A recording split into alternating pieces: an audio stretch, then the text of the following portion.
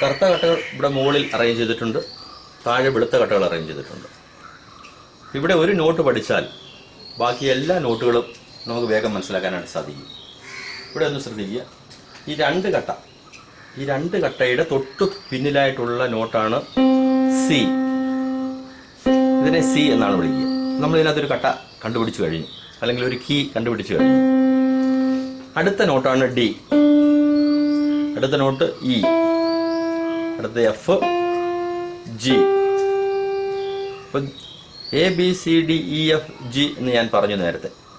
G കഴിഞ്ഞാൽ അടുത്ത not A ആണ്. അതായത് നമ്മൾ ഈ സ്വരങ്ങൾ ഒരു സർക്കിൾ വരച്ചിട്ട് നമ്മൾ അവിടെ എഴുതുകയാണെങ്കിൽ ഒന്നിൽ തുടങ്ങിയാൽ അതിൽ തന്നെ വന്ന് തീരും. ജിയിലാണ് തുടങ്ങുന്നതെങ്കിൽ ജിയിൽ വന്ന് തീരും, ബിയിലാണ് തുടങ്ങുന്നത് ബിയിൽ വന്ന് തീരും, സിയിലാണ് തുടങ്ങുന്നതെങ്കിൽ സിയിൽ വന്ന് തീരും. അപ്പോൾ അങ്ങനെയാണെങ്കിൽ ഇവിടെ ഒന്നുകൂടെ ശ്രദ്ധിക്കാം. ഒരു കട്ട കണ്ടുപിടിക്കാനാണ് നമ്മൾ നോക്കുന്നത്, ഒരു കീ കണ്ടുപിടിക്കാൻ പോവുകയാണ്. രണ്ട് കറുത്ത കട്ടകളുടെ തൊട്ടു പിന്നിലായ നോട്ടാണ് സി. അടുത്തത് ഡി, ഇ, എഫ്, ജി. വീണ്ടും എയിലേക്ക് പോകുന്നു, എ, ബി, സി.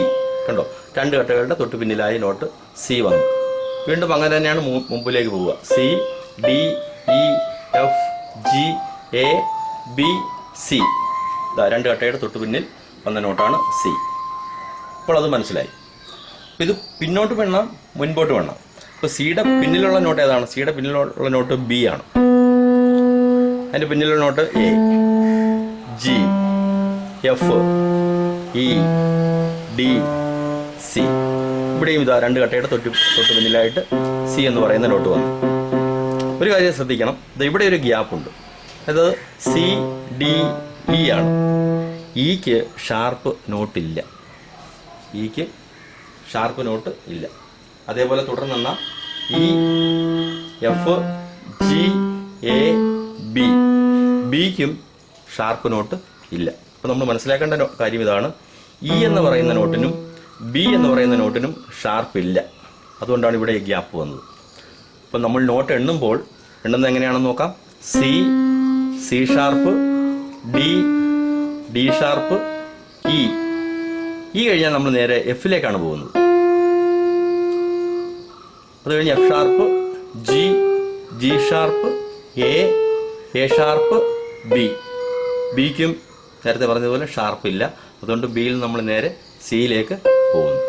അപ്പം നോട്ടുകൾ ഇതൊക്കെയാണ്: C, C sharp, D, D sharp, E, F, F sharp, G, G sharp, A, A sharp, B, C. അപ്പം അങ്ങനെ നമ്മൾ മുഴുവൻ നോട്ടുകൾ എണ്ണിയാൽ 1, 2, 3, 4, 5, 6, 7, 8, 9, 10, 11, 12. നേരത്തെ സൂചിപ്പിച്ചല്ലോ 12 നോട്ടുകളുടെ കാര്യം. ഇതാണ് ആ 12 നോട്ടുകൾ. അപ്പോൾ എന്ന് പറഞ്ഞതുപോലെ ഇവിടെ ഗിറ്റാറിന്റെ കാര്യത്തിലും അങ്ങനെ തന്നെയാണ്. ഈ കഴിഞ്ഞാൽ എഫ്, കാരണം ഇക്ക് ഷാർപ്പില്ല. അതാണ് ഇവിടെ വന്ന വ്യത്യാസം. അപ്പോൾ ഇവിടെ മുകളിൽ നിന്ന് നമുക്ക് തുടങ്ങാം. സ്ട്രിങ് എക്സർസൈസ് തുടങ്ങേണ്ടത് ഏറ്റവും മുകളിൽ നിന്നാണ്. അപ്പോൾ അങ്ങനെയാകുമ്പോൾ 6th സ്ട്രിങ്ങിന്റെ പേര് നമ്മൾ നേരത്തെ പറഞ്ഞു, ഇ ആണെന്ന് പറഞ്ഞു. ഇക്ക് ഷാർപ്പില്ല, അതുകൊണ്ട് ആദ്യത്തെ ഫ്രെട്ടിൽ വെക്കുന്ന നോട്ടുകൾ എഫ് ആണ്. ഇവിടെ ഈ ഫ്രെട്ടുകൾ അറേഞ്ച് ചെയ്തിരിക്കുന്നത് ഓരോ ഫ്രെട്ട് ഓരോ ഹാഫ് നോട്ടാണ് റേസ് ചെയ്യുന്നത്. ഓരോ ഹാഫ് നോട്ടാണ് റേസ് ചെയ്യുന്നത്. അതായത് ഇത് എഫ് ആണെങ്കിൽ ഇത് എഫ് ഷാർപ്പ്, അത് കഴിഞ്ഞ് ജി, ജി ഷാർപ്പ്. നേരത്തെ കീബോർഡിൽ നമ്മൾ എണ്ണിയായിരുന്നു. കീബോർഡിൽ നമ്മൾ കട്ട എണ്ണിയതുപോലെ തന്നെയാണ് ഈ ഫ്രെട്ടിലും ഈ നോട്ടുകൾ നമ്മൾ കൗണ്ട് ചെയ്യുന്നത്. അപ്പോൾ ഫസ്റ്റ് സ്ട്രിങ് ഇ ആണെങ്കിൽ ഓർത്തിരിക്കേണ്ട കാര്യം ഇതാണ്: ഇക്കും ബിക്കും ഷാർപ്പില്ല, മറ്റെല്ലാ നോട്ടുകൾക്കും ഷാർപ്പുണ്ട്. ഇപ്പോൾ ഇ വായിച്ചു കഴിഞ്ഞാൽ അടുത്ത ഫസ്റ്റ് ഫ്രെട്ടിൽ വരുന്നത് അതിൻ്റെ തൊട്ടടുത്ത ഹാഫ് നോട്ടാണ്, അതായത് എഫ്. അടുത്തത് അതിൽ നിന്ന് ഹാഫ് നോട്ടൂടെ കൂടുന്നു, F sharp, G, G sharp. G sharp കഴിഞ്ഞാൽ വീണ്ടും എയിലേക്കാണ് വരിക. അപ്പോൾ ഗിറ്റാറിൻ്റെ 5ാമത്തെ ഫ്രെട്ടിലെ നോട്ട് ഏതാണെന്ന് ചോദിച്ചാൽ ഫസ്റ്റ് സ്ട്രിങ്ങിലെ 5ാമത്തെ ഫ്രെട്ടിലെ നോട്ടാണ് എ. വീണ്ടും അവിടെ നിന്ന് നമുക്ക് മുന്നോട്ട് എണ്ണാം: എ, എ ഷാർപ്പ്, ബി, ബിക്ക് ഷാർപ്പില്ല, അതുകൊണ്ട് ഇത് അടുത്ത ഫ്രെട്ട് സി ആണ്. സി ഷാർപ്പ്, ഡി, അങ്ങനെ മുന്നോട്ട് പോകുന്നു.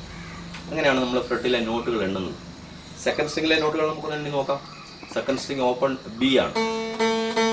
അപ്പോൾ ബിക്ക് ഷാർപ്പില്ല, അതുകൊണ്ടാണ് ആദ്യത്തെ ഫ്രെട്ടിൽ അത് സി ആയി മാറിയത്. അപ്പോൾ സെക്കൻഡ് സ്ട്രിങ്ങിൽ ഫസ്റ്റ് ഫ്രെട്ടിലെ നോട്ടാണ് സി. തുടർന്ന് C sharp, D, D sharp, ഇക്ക് ഷാർപ്പില്ല, അതുകൊണ്ട് ഇയിൽ നിന്ന് നേരെ നമ്മൾ എഫിലേക്ക് പോകുന്നു. F, F sharp, G. ഈ നോട്ടുകൾ എണ്ണാൻ പഠിച്ചാൽ ഓരോ ഫ്രെട്ടും ഹാഫ് നോട്ടാണ് റേസ് ചെയ്യുന്നത്. ഇപ്പോൾ തേർഡ് സ്ട്രിങ് ജി, ജിക്ക് ഷാർപ്പ് ഉണ്ട്, അതുകൊണ്ട് ഫസ്റ്റ് ഫ്രെട്ടിലെ നോട്ട് ജി ഷാർപ്പാണ്. മനസ്സിലാവുന്നുണ്ടല്ലോ? G, G sharp, A, A sharp, B, C, C sharp, D. നമുക്ക് ഇങ്ങോട്ടുള്ള നോട്ടുകൾ സാവകാശം നമുക്ക് പഠിക്കാം. ആദ്യമേ ഈ 4 ഫ്രെട്ടിലെ ഈ 4 ഫിംഗർ ഉപയോഗിച്ച് 4 ഫ്രെട്ടിൽ വരുന്ന നോട്ടുകൾ ഏതൊക്കെയാണെന്നാണ് നമ്മൾ ആദ്യമേ മനസ്സിലാക്കേണ്ടത്. അപ്പോൾ അങ്ങനെയാണെങ്കിൽ ഈ 4 ഫ്രെട്ടിൽ വരുന്ന നോട്ടുകൾ ഞാനൊന്ന് വായിക്കാം, ഒപ്പം പറയുകയും ചെയ്യാം. ഫസ്റ്റ് വായിക്കാൻ പോകുന്നത് 6th സ്ട്രിങ് ആണ് വായിക്കാൻ പോകുന്നത്. ഇത് ഇ ആണ്. നോട്ടുകൾ പറഞ്ഞ് ഞാൻ വായിക്കുകയാണ്, ശ്രദ്ധിക്കുക. E, F, F sharp, G, G sharp. G sharp കഴിഞ്ഞാൽ അടുത്ത നോട്ട് എ ആണ്. നമുക്ക് ഇവിടെ അടുത്ത് തന്നെ 5th സ്ട്രിങ് ഓപ്പൺ വായിച്ചാൽ എ കിട്ടും.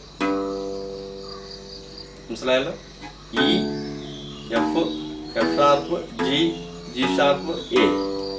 വീണ്ടും അവിടെ തുടങ്ങുന്നു A sharp, B, C, C sharp. അടുത്ത സ്ട്രിങ് ഡി ആണ്.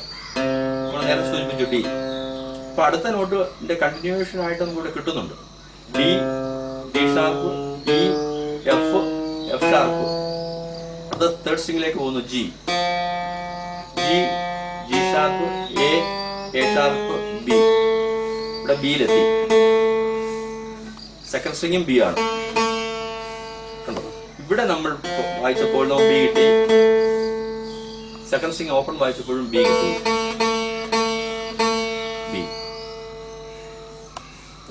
ബി കഴിഞ്ഞാൽ അടുത്ത നോട്ട് സി ആണ്. അപ്പൊ ഇവിടെ ബി ഓപ്പൺ വായിച്ചു, നമ്മൾ ഇവിടെ ബി ഓപ്പൺ വായിച്ചു. C, C sharp, D, D sharp, E, F, F sharp, G, G sharp. ഇങ്ങനെ നോട്ടുകൾ പഠിക്കണം. ഒരു കാര്യം ഓർത്തിരിക്കേണ്ടത്, ഇവിടെ നമ്മുടെ ക്ഷമയെ പരീക്ഷിക്കുന്ന അവസരങ്ങളാണ്. ഈ ആദ്യ ഭാഗം പഠിക്കുമ്പോൾ നല്ലൊരു ശതമാനം കുട്ടികളും ഇവിടെ നിർത്തി പോകാറുണ്ട്. കാരണം ഉദ്ദേശിച്ച അത്ര എളുപ്പമല്ലല്ലോ ഈ സംഗതി എന്ന് കാണുമ്പോൾ പലപ്പോഴും ഇവിടെ വിഡ്രോ ചെയ്യുന്ന ഒരു രീതി കണ്ടിട്ടുണ്ട്. പക്ഷെ നമുക്ക് ആ ഒരു പ്രശ്നത്തെ അതിജീവിക്കുവാൻ സാധിക്കുമ്പോൾ മാത്രമാണ് ഈ ഗിറ്റാർ പഠനം സാധ്യമാകുന്നത്. നമ്മൾ കഷ്ടപ്പെടാതെ, വിതൗട്ട് സ്ട്രെയിൻ, വിതൗട്ട് പെയിൻ, നമുക്ക് ഗെയിൻ ഒന്നുമില്ല. അപ്പോൾ ഇവിടെ ഈ ഭാഗങ്ങൾ ഇങ്ങനെ പറയുമ്പോൾ അല്പം ബുദ്ധിമുട്ടുണ്ടാകും. അത് ക്ഷമയോടെ സ്വസ്ഥമായി ഇരുന്ന് അത് ചെയ്തെങ്കിൽ മാത്രമേ നമുക്ക് കിട്ടുകയുള്ളൂ. അതുകൊണ്ട് പഠിക്കാനിരിക്കുമ്പോൾ എപ്പോഴും ഈശ്വരനെയും ഗുരുവിനെയും ധ്യാനിച്ച് പ്രാർത്ഥിച്ച് വേണം ഇത് ആരംഭിക്കാൻ. ഒരു ദിവസം നമ്മൾ എടുത്ത് വായിക്കാൻ തുടങ്ങുമ്പോഴും വായിച്ചു കഴിയുമ്പോഴും ഈശ്വരനെയും ഗുരുവിനെയും ധ്യാനിച്ച് പ്രാർത്ഥിച്ച് വേണം തുടങ്ങുകയും അവസാനിപ്പിക്കുകയും ചെയ്യേണ്ടത്. കാരണം ഇത് ദൈവം നിങ്ങൾക്ക് നൽകിയിരിക്കുന്ന വലിയൊരു അവസരവും നിങ്ങളുടെ ഒരു വലിയ കഴിവ് ഉപയോഗിക്കാനുള്ള ഒരു അവസരവുമാണ്.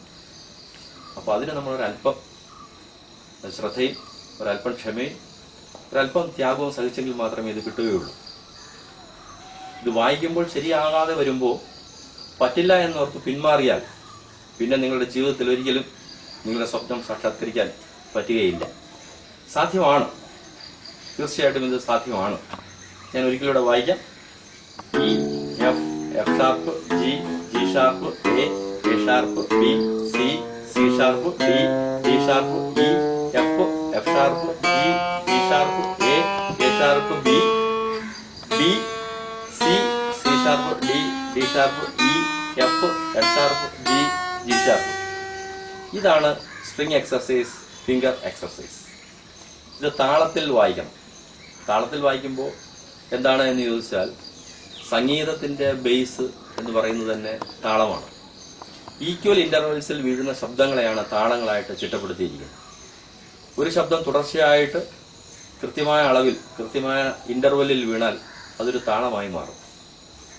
ഏറ്റവും സാധാരണയായിട്ട് എണ്ണുന്ന അല്ലെ വളരെ കോമൺ ആയിട്ട് പറയുന്ന ഒരു താളം 4/4 ആണ്. 4/4 അതങ്ങനെയാണ്, ആ ഫ്രാക്ഷനിലാണ് അത് പറയുക. 4/4 അതായത് 1 2 3 4, വീണ്ടും 1 2 3 4. ഇതിന് ഇടയിൽ മാറ്റമില്ലാതെ, സമയത്തിന് ഇന്റർവെല്ലിന് മാറ്റമില്ലാതെ 1 2 3 4 1 2 3 4 1 2 3 4 ഇങ്ങനെ നമ്മൾ പറഞ്ഞുകൊണ്ടേയിരിക്കും. അതൊരു താളത്തിൽ പറയുക എന്ന് പറയും. ഇതിന് മാറ്റമില്ല. അപ്പൊ ഈ താളത്തിൽ പറഞ്ഞാൽ നമുക്ക് പാടാൻ പറ്റുന്ന ചില പാട്ടുകളുണ്ട്. 1 2 3 4 1 2 3 4 എന്ന് പറയുന്ന താളത്തിൽ പാടാൻ പറ്റുന്ന പാട്ടുകളൊക്കെ 4/4 എന്നാണ് പറയുക. കുറച്ചായിട്ടുള്ള ക്ലാസ്സുകളിൽ നമുക്ക് കുറച്ച് വിശദമായിട്ട് നമുക്കത് പറയാം. ഇവിടെ നമ്മൾ വായിക്കുമ്പോൾ നമുക്ക് കിട്ടേണ്ടത് ഇങ്ങനെയാണ്. 1 2 1 എണ്ണാൻ പറ്റുന്നുണ്ടല്ലോ. 1 2 3 4. ഇത് സ്പീഡ് കൂട്ടി എണ്ണ, സ്പീഡ് കുറച്ചെണ്ണ. ഇത് ബുദ്ധിമുട്ടായി തോന്നുന്നെങ്കിൽ അല്പം സ്പീഡ് കുറയ്ക്കാം.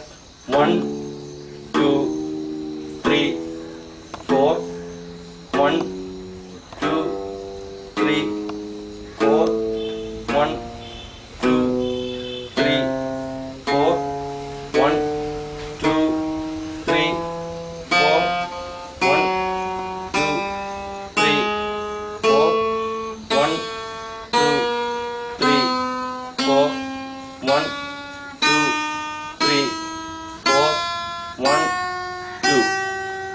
ഇനി ഇത് തിരിച്ച് ഇതുപോലെ പിന്നോട്ട് പോകേണ്ടതായിട്ടുണ്ട്.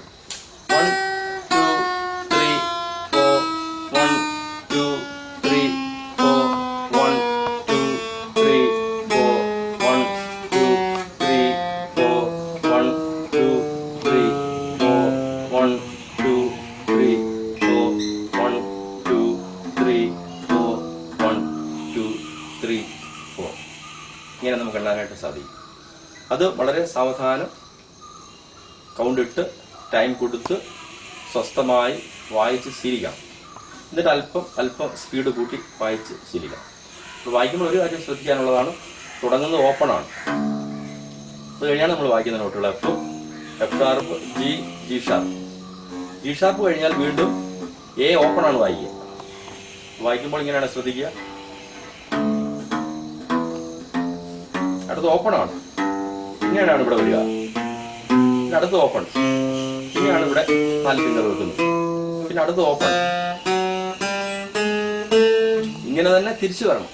ഇങ്ങനെ തന്നെ തിരിച്ചു വരിക എന്ന് പറയുമ്പോൾ നമ്മൾ ഇവിടെയാണ് തുടങ്ങുന്നത്. ഈ നോട്ട് ഏതാണെന്ന് ചോദിച്ചാൽ അങ്ങനെ പറയും, വേഗത്തിൽ പറയണം. ഇത് ജി ഷാർപ്പാണ്. അതായത് E open, F sharp, G sharp. ഇവിടെ നമ്മൾ തീർന്നു. ഇവിടുന്നാണ് തിരിച്ചു പോകുന്നത്. അപ്പോൾ ഇവിടുന്ന് വായിക്കുമ്പോൾ ഇങ്ങനെ ഓപ്പൺ വായിച്ചിട്ട് വീണ്ടും ഇവിടെ തുടങ്ങി, ഓപ്പൺ വായിച്ച് വീണ്ടും ഓപ്പൺ വായിച്ചാണ് പുറകിലേക്ക് പോകുക. അപ്പം മുകളിൽ നിന്ന് താഴേക്ക് വന്നതുപോലെ തന്നെ താഴെ നിന്ന് തിരിച്ച് മുകളിലേക്ക് പോകേണ്ടതായിട്ടുണ്ട്. ഒപ്പം ഈ നോട്ടുകളിലൂടെ പഠിക്കണം. ഏത് ഫ്രെട്ടിൽ ഏത് വിരലാണ് വെക്കേണ്ടത്, ഏത് ഫ്രെട്ടിൽ ഏത് നോട്ടാണ്, ഇന്ന ഫ്രെട്ടിൽ പിടിച്ചാൽ ഏത് നോട്ടാണ് എന്നുള്ളതിനെപ്പറ്റി വളരെ വ്യക്തമായ ധാരണ നമുക്കുണ്ടാവണം. ഈ 4 ഫ്രെട്ടിൽ 4 ഫിംഗർ ഉപയോഗിക്കുന്നു. ഈ കുഞ്ഞു വിരൽ നമ്മൾ ഉപയോഗിക്കണം. ഈ കുഞ്ഞു വിരൽ നമ്മൾ ഉപയോഗിക്കാതിരിക്കരുത്. ഈ വിരളിനും കൂടി നമുക്ക് ഇവരെ പോലെ കരുതി ജോലി കൊടുക്കണം. 4 വിരൽ കൊണ്ടും ഇത് വായിക്കാൻ പ്രാക്ടീസ് ചെയ്യണം. ഇവിടെ 4 ഫ്രെട്ടിൽ നമ്മൾ നോട്ടുകൾ പഠിച്ചു കഴിഞ്ഞു. 1ാമത്തെ ഫ്രെട്ടിലെ, 2ാമത്തെ ഫ്രെട്ടിലെ, 3ാമത്തെ ഫ്രെട്ടിലെ, 4ാമത്തെ ഫ്രെട്ടിലെ നോട്ടുകൾ നമ്മൾ പഠിച്ചു. അതിവിടെ 1 2 3 4 പ്ലസ് ഓപ്പൺ 5 എണ്ണമാണ്. അപ്പോൾ എത്ര നോട്ടുകളായി കണക്കൂട്ടി നമുക്ക് നോക്കാനായിട്ട് സാധിക്കും. ഇതാണ് ആദ്യമേ നമ്മൾ ചെയ്യാനുള്ള ഒരു എക്സർസൈസ്. ഇതൊരു എക്സർസൈസാണ്. അതായത് string exercise cum finger exercise ഞാൻ നേരത്തെ പറഞ്ഞു. ഒരിക്കലൂടെ ഞാനത് താളത്തിൽ വായിക്കാം. 1 2 3 4 1 2 3 4 1 2 3 4 1 2 3 4 1 2 3 4 1 2 3 4 1 2 3 4 1 2. ഇവിടെ 2ൽ തീർന്നു.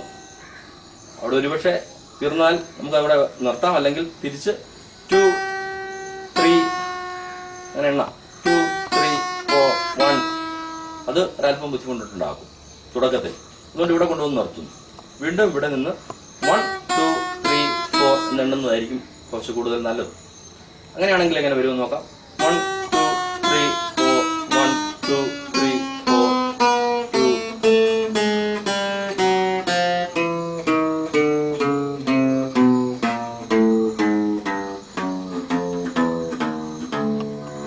ഇത് വളരെ സാവധാനം വായിച്ച് അല്പം സ്പീഡ് കൂട്ടി നമുക്ക് വായിക്കാനായിട്ട് സാധിക്കും.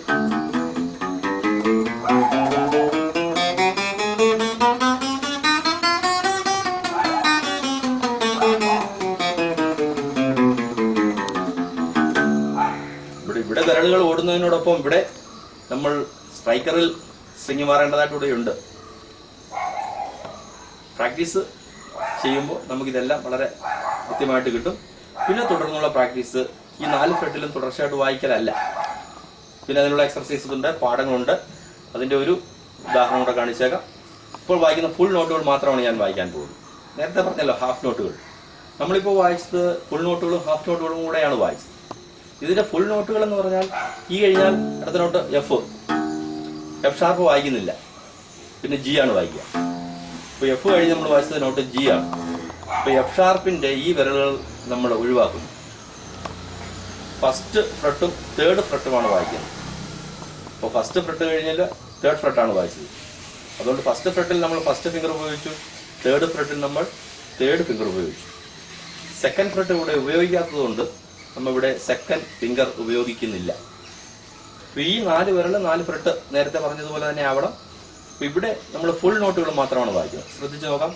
E F G A B C D E F G A B C D E F G. ഇവിടെ ഹാഫ് നോട്ടുകളൊന്നും വായിച്ചില്ല. ഹാഫ് നോട്ടുകളുടെ ഫ്രെട്ടുകളെല്ലാം നമ്മൾ ഒഴിവാക്കി. ആ വിരലുകളും ഉപയോഗിച്ചില്ല. ഈ 3 കുഞ്ഞു വിരൽ ഉപയോഗിച്ചതേയില്ല. ഈ 3 വിരലുകൾ മാത്രമാണ് നമ്മൾ ഉപയോഗിച്ചത്. നോട്ടുകൾ ഒന്നുകൂടെ വായിക്കാം. E F G A B C D E. അങ്ങനെ തുടർന്ന് വായിക്കണം. താഴേന്ന് വായിക്കുവാണെങ്കിൽ